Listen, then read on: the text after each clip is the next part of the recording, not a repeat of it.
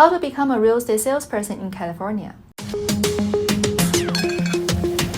Hello， 大家好，欢迎来到我的频道，我是 Mina。我呢是一名加州地产公司 Signature One Realty 的创办人，同时呢也是一名注册会计师 CPA。那么我们公司总部呢位于尔湾的光谱中心，目前呢主要经营地产买卖、新房、二手房、自住房选购、投资房短期 flip 以及长期 investment 出租房屋管理等业务。目前呢公司仍在迅速的扩张中，也诚意邀请各路志同道合的朋友加入。今天的视频呢也是为了解答最近我最常被问到的问题，就是如何成为一名地产经纪。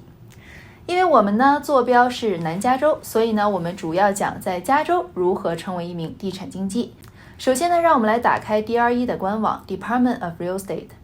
这儿呢就是专门颁发证件以及管理我们地产公司以及地产经纪的政府部门，也是我以前工作的地方。首先呢点开首页，会看见因为疫情延期，大家更新地产执照这个福利已经快没喽，所以呢还没上课更新执照的小伙伴要抓紧时间了。DRE 的网站呢其实是非常 supportive 的，有很多的信息，从服务 consumer 就是大众的买家，到 licensee 持证的地产经纪人， examinee 地产准考生，甚至是 developer 开发商，网站呢都分别有做不同的类别，给你各种各样的信息。另外呢还会有很多表格、新闻以及这个政府各种更新政策，可以在网站上及时的通知地产经纪人，无论你是做地产销售、房屋管理、地产贷款，甚至是地产商 in-house escrow 过户，都可以在网站得到很多信息。这个呢今天先不赘述，在地产经纪 2.0、3.0 版本呢我们再和大家详聊。那今天的主题呢是入门款。作为一个想进入地产这个新领域的待考生，我们先要看官方的要求是什么。那首先呢先看这个网站，那待考生呢必须年满18岁。待考生呢不一定需要是加州居民，但不居住在加州，申请时呢需要额外提交一些表格。待考生呢必须诚实以及没有重罪等不良记录，否则呢有可能会被拒绝颁发地产执照。另外呢待考生需要上地产课程， salesperson 呢是要上满3节， broker 就很多了。那 salesperson 的3节课，2节是强制，1节呢为自选。强制课程呢分别为 Real Estate Principles、Real Estate Practice， 也就是地产法规以及实际操作。这个很 make sense right， 就是1节书上怎么做，1节现实怎么做。那自选课呢就比较 flexible 了，要看你以后的这个职业走向。那我最近公司在招人面试的时候，我也常问的一个问题就是，你以后会对什么职业走向比较感兴趣？比如说你想做房屋管理，做比较 stable 的月收入，要修 PM、Property Management 这节课。如果你呢想做房屋贷款，就要修 Mortgage Loan 或者是 Refinance 这节课。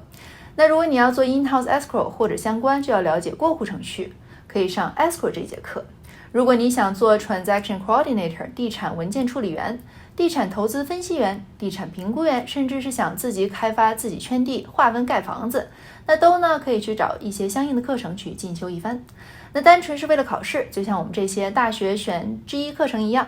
你在以下的课程内选择1节上选修课即可。那上满45个小时，再通过考试就可获得这个批准证。那上课的地方呢也要通过 DRE 的批准。现在有很多地产学校，网络上也有很多，时间呢是比较 flexible 的，也有模拟试题。你呢可以在学习之余做随堂考试测验。那我呢也有在做计划，给公司以后加多这个地产培训的部门，为待考生、准考生以及地产新人进行福利培训。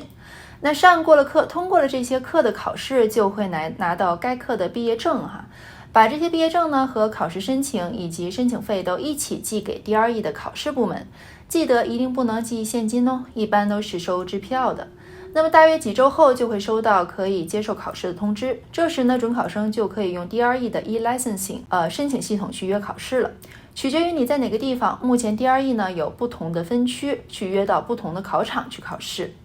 那另外呢，准考生们还需要联系打指纹， DRE 呢会给你一封打指纹的通知，要去相应的打指纹地点采集指纹的图样，付打指纹的费用以及额外49元的指纹处理费。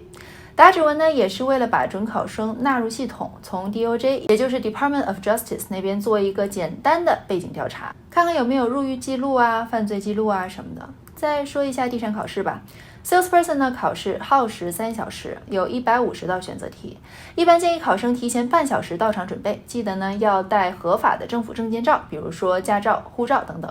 提前到场呢，也是为了检查证件、存包包衣物、检查随身携带是否有作弊嫌疑。因为很多东西呢是不能带入考场的，具体呢也可以看网站上的信息。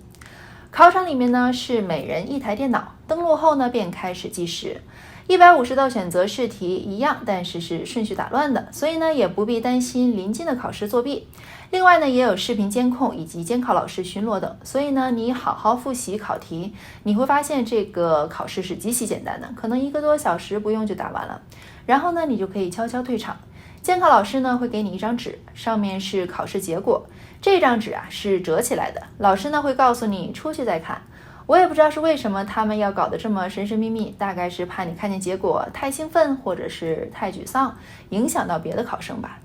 那么150道选择题通过70%便算及格，那通过考试呢也不会告诉你分数，大概是怕你猜到试题答案给别的考生建议吧。如果没有通过的话呢也没有关系，再约过段时间再考一次即可。如果通过了的话就恭喜你，现在你呢就可以回家静静的等你的地产执照了。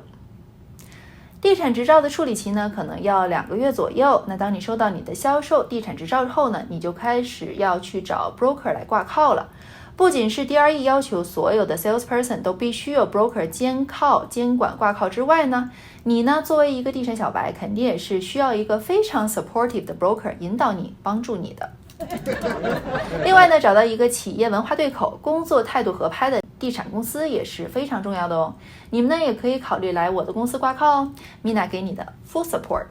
哎呀，好了，以上呢就是今天的这个视频，如何成为一名地产经纪 1.0 非常简短的视频。下一期呢 2.0 视频我会出拿证以后的你都该做什么，比如说如何开通你的 MLS 系统，如何使用 Realtor Association 的地产文件，如何找房子 D-offer 等等。感兴趣的小伙伴呢敬请关注哦。好了，如果你还喜欢这个视频呢，请订阅、点赞、转发、评论3连哦。我是 Mina， 感谢你收看我的视频，让我们下一期视频再见，拜拜。